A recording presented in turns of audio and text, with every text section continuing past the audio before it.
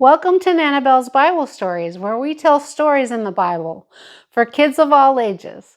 We welcome you today for a story about Jacob. We have been talking about Jacob for a few weeks, and today we're in Genesis chapter 29, the end of that chapter, and all of chapter 30. We will get started in just a minute. I just wanted to say thank you for being patient with me. The past 3 weeks I've been out of town. And I went to see my kids up in the Pacific Northwest. My oldest daughter had a business trip with her husband that she went on for a couple weeks, and I got to babysit her 4 children. So we had fun and we played tennis together. I took them to a pottery class.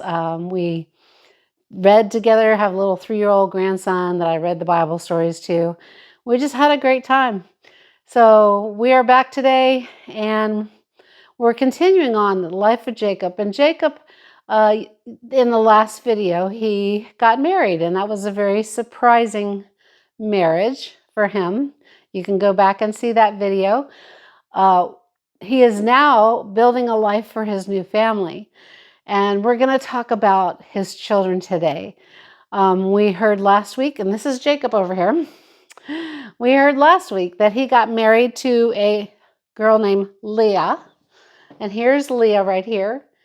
And it says in the end of chapter 29, it says that God saw that Leah was unloved, and so he gave her children. But it says that the other wife, who is Rachel, and we'll put her up there in a minute, but it says that she was barren. She couldn't have children at first, but Leah did have children. And she had firstborn was Reuben. This is Reuben. And his name means, see, I got a son for him. So a son, see a son. The word Ben, B-E-N, Reuben, means son in Hebrew. And so she was so happy to have a son. But then she had a second son, and his name, he's not taller, he's just maybe in the front. His name was Simeon, and it means God has heard me. That means heard. And this next son was Levi, and that name means attached. Maybe now my husband will be attached to me because I have bore him 3 sons. So we have a 4th son named Judah.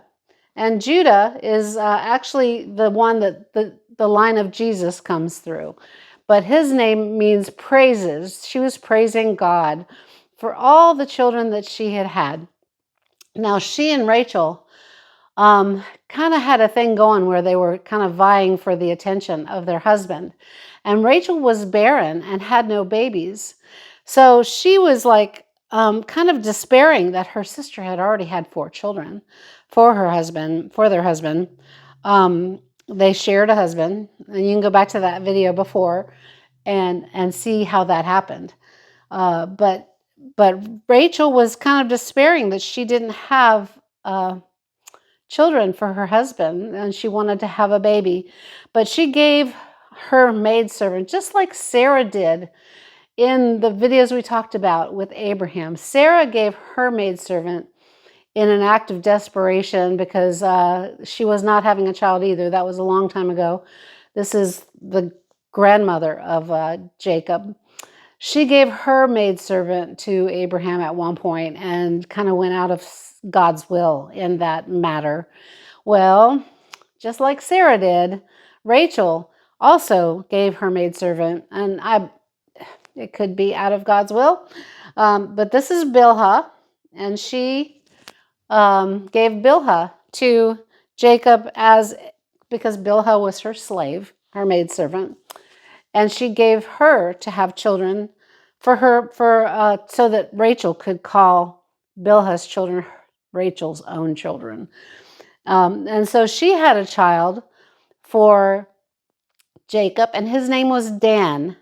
And that his name means that God judged her worthy of having a child through her maidservant, I guess. And then Bilhah also had a second son named Naphtali for Jacob. and that means wrestling. And boy, those two women, they sure were wrestling together to see who could have the most children. She was wrestling with her sister. So Leah saw all that. She saw that her sister was doing this. So she had stopped having children after the four first ones, these four here. She'd stopped having more children. So in this race, Leah gave her slave as well. And her name was Zilpah, to Jacob to try and have more children and more offspring to claim for herself. So this is craziness. But Zilpah, had a son named Gad, and his name means, how fortunate am I? And this is Leah naming the children. The maids didn't name their own children, but Leah named, and this is Gad here. Leah named Gad. And then Zilpah had another one, and Leah named him Asher. And that means happy. So Leah named Gad, and his name is fortunate, and Asher means happy. And so, but again, Leah, actually, let's move these people over because that's her children there. That's Zilpah's children. And this is Bilhah's sons. Let's move them over. That's Bilhah here. But Leah had 3 more children after that for Jacob. And she had Issachar, and he's younger than any of the others. But his name means, these are my wages for being the unfavored one, that the Lord is giving her wages for being faithful and for doing well. And then there's another boy that was born, and his name is Zebulun, which means maybe he will dwell with me now. It means will dwell with me. Maybe Jacob now will be pleased with Rachel and choose her as the favored one. And then last but not least, she had a little girl, first girl of the whole family, and her name was Dinah. And we named a cat Dinah a while back, but she was a favored daughter by all the boys. They loved Dinah. Then God finally remembered Rachel. And here's Rachel here, and she is the favored wife of Jacob. And he opened her womb. The Lord opened Rachel's womb finally, and she conceived and bore a son to Jacob. And she said, God has taken away my disgrace. And she named him Joseph, which means add to me. She wants God to add to her one more son, which in the future he will. But she finally had a son. Give me another son. So how many now did he have? He had 1, 2, 3, 4, 5, 6, 7, 8, 9, 10, 11 sons and 1 daughter. So that's Jacob's family so far. We're going to take a break and set up for the rest of the story of Jacob building his family estate. So at this time now, Jacob was speaking with Laban, who is Rachel and Leah's father. And Jacob had been working for Laban for many years, 14 years now, and more, probably about 20 years he's been working for Laban with all those kids that were born. He has done well for Laban. And he asked him now, he said, Dear sir, Laban, will you please send me away that I may go to my own place and my own country where I come from? Give me my wives and my children, who are your daughters and grandchildren, for whom I have served you all these years. For you yourself know that my service which I have given you was good. And Laban said, Oh, please stay with me, for I realize that God has blessed me because of you, and on your account he has blessed me. And he continued, So name me your wages. Tell me what I should pay you, and I will give it. Jacob was thinking about this, and he says, You know how your cattle and your sheep have fared well with me, because you had very little before I came, and you have increased to a multitude. So he tells Laban, I realize that you weren't very well off when I first came. And Jacob, of course, was not either. He just came with a pack on his back in the last video to that area where he met Laban and Rachel and Leah. So he reminded Laban that he had little, and that might have been why Laban allowed his daughters to marry Jacob, because he probably didn't have dowry for his daughters, which was a payment that back then in the old days, fathers would give to the groom, the husband of their daughters upon marriage. They would give them a financial blessing. And he probably didn't have that dowry to give to some other man who would maybe want some riches. And so he saw this hardworking young man, who Jacob is a very hardworking young man. And he thought that would be a good way for his daughters to succeed, was because this man was going to be able to provide for them. So anyway, Jacob reminded Laban that he had little. But he's also said, Jacob told Laban, "But the Lord has blessed you wherever I turned. But now, who shall provide? When shall I provide for my own household?" He wants to start his own household. He doesn't just want to work for Laban. He wants to now be on his own with his wives and children. But Laban again replied to Jacob and said, "Well, tell me, what shall I give you?" He's pressing him. Well, okay, Jacob says, "Well, you shall not give me anything, but if you do one thing for me, I will again pasture and keep your flocks for you." So he's saying this. He says, "Let me go through your entire flock of sheep today, removing all the speckled, the spotted, the striped sheep and the black lambs from the flocks, and such will be my wages." And I'm sure that Laban had mostly white sheep, mostly, one color sheep. And so he thought this was a pretty good deal. So Jacob said to him, "This will show my honesty. Later, if you find any animals which are not speckled, spotted, or black among my flock, then they will be considered stolen." So Laban said, "Let it be so."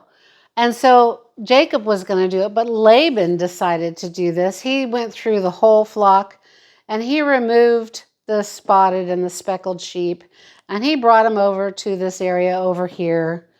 And he said, "Okay, I'm going to have my men look after these speckled and spotted sheep." And it says he's going to let his sons take care of him. So here's the sons, and they're going to take care of these sheep over here to make sure that everything's kosher, that make sure everything's good, that Jacob's being honest about this. So then he put a distance, it says, of 3 days between his sons and the sheep that Jacob owned and Jacob. So these sons are going to go over across the mountains, and all these sheep are going to go with them. So all those sheep are going to go with the sons, and they're going to go 3 days away. So there's no chance of those sheep that they took mating with the pure white sheep, because it looked like Laban was making sure that the spotted animals would not be able to pass their genetic code, their characteristics down to any other sheep. He wanted the majority of the sheep to be unblemished and one color, just like he had before, probably white sheep. So he sent them far away. But Jacob had a plan. Maybe he had some knowledge of maybe herbal medicine, or maybe God told him what to do, but this was what he did. We'll take Laban out of this is what Jacob did. He took he took the fresh branches, and here's some branches. He took the branches of poplar trees and almond trees and sycamore trees, and he peeled them. You know how you can whittle a stick? He peeled them and whittled them with stripes into them. He exposed the center, which possibly had some kind of medicinal properties in the middle of the stick. But what he did is he set the peeled branches down in the watering hole of where the sheep would water. And the flocks came in to drink the water. So we'll bring some flocks in here to drink the water. And they're going to drink, and they're going to drink, and these ones are going to come over and drink. Now, these are all Laban's sheep, if you remember. They're all the ones that aren't speckled and spotted. So they're going to come in, and they're going to go over here, and there's all these sticks in the water, and they don't really care if there's sticks in the water. They'll drink it anyway. So he set those branches in where the flocks water, and the flocks would mate when they came to the watering hole. So after Laban's pure white sheep watered by these branches, they birthed spotted and speckled and striped babies. Let's say I think these are mostly white, but let's just say they're speckled and spotted. That one looks like he kind of is, and this one kind of is. So they birthed more babies that were speckled and spotted, even though they were white. And all the speckled and spotted ones were over the mountains. So they didn't have anything to do with them, the new babies being speckled and spotted. You know how people, they bear children that look like them, right? And so Laban had thought that the pure white sheep would all bear children that look like them, pure white. But no, they bore striped, speckled, and spotted sheep. And moreover, when the stronger animals were mating, like the stronger ones like this one and this one here, Jacob would place the branches in the water, but then when the more feeble sheep that were sick, he would take the branches out of the water because he did not want to propagate or have feeble babies. And so, I am a gardener. And so I know that I do save seeds every year. I grow heirloom tomatoes, heirloom cucumbers. That means that they're not hybrid. That means that their seeds will grow again another year if I save the seeds. So what I do is I dry the seeds out and I make sure that they're good for the next year, and I store them and I save them for the next year. But what I do is I make sure I take the seeds from the strongest plants, from the plants that produce the best fruit, to save for the next year, because you don't want to save the sickly seeds for propagating the next year, because then you'll have sickly plants the next year. You want the strongest. You want to use the strongest seeds. And also he's doing the same thing with sheep. So he would take the branches out when the sickly ones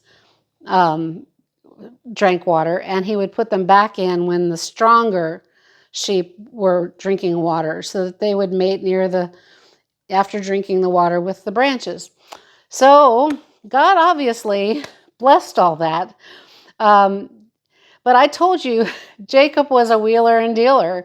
He is motivated to better his own position, and sometimes by cheating others. So he obviously the white sheep of Laban had a recessive DNA genetic code that was activated by the compounds in the water and in the branches.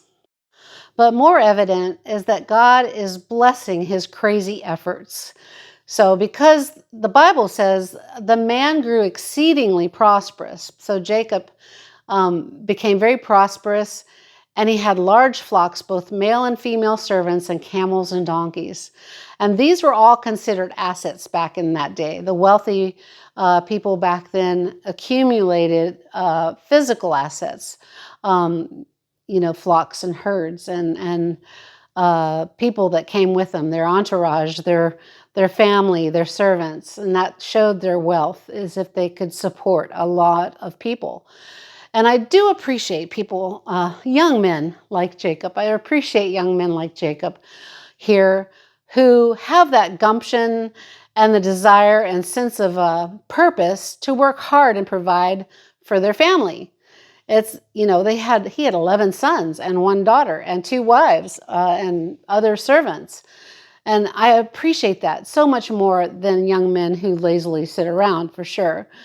But boys, you don't need to deceptively scheme against other people in trying to grasp for material goods or sustenance.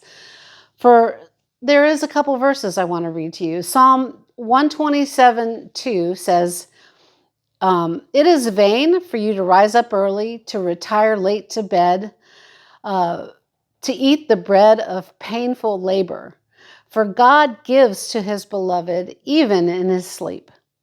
So that's what Psalm 127:2 says, is that you don't have to worry so much. And there is another verse. I'm going to read it to you out of my own Bible.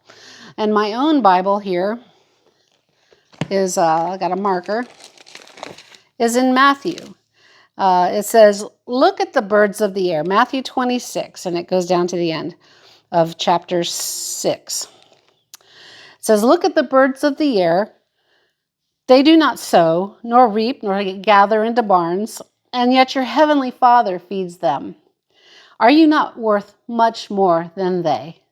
He made you in his image. He did not make the birds or any animals in his image. He made humans, you, in his image. So you're worth much more than even they. And who of you, by being worried, can add a single hour to his life? And why are you worried about clothing? Observe how the lilies of the field grow. They do not toil, nor do they spin. Yet I say to you that not even King Solomon, in all of his glory, clothed himself like one of those flowers. So if God clothes the grass of the field, which is alive today and tomorrow is thrown into the furnace, will he not much more clothe you? You of little faith. This is Jesus talking. It says, do not worry then, saying, what will we eat, and what will we drink, or what will we wear for clothing? For the Gentiles eagerly seek all these things. Worldly people who aren't following God, they seek all these things. They clamor, they grasp, they try. But your heavenly Father knows that you need all these things. But this is what Jesus says. But seek first his kingdom and his righteousness.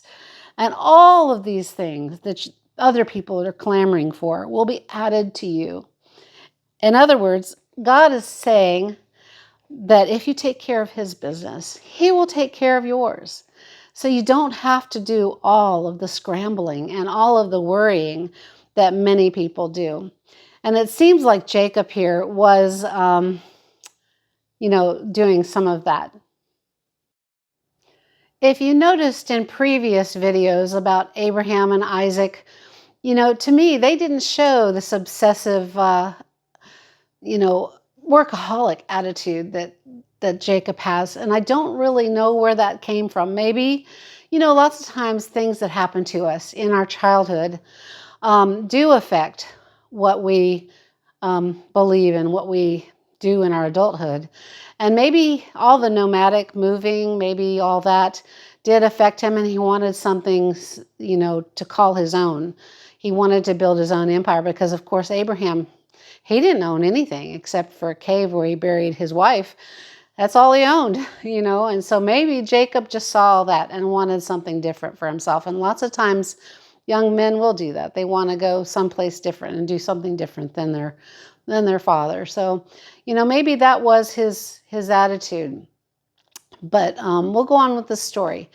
Now, Jacob heard the words of Laban's sons, and we'll put his sons back up here, and we'll put Laban here too, because they're going to talk to their dad.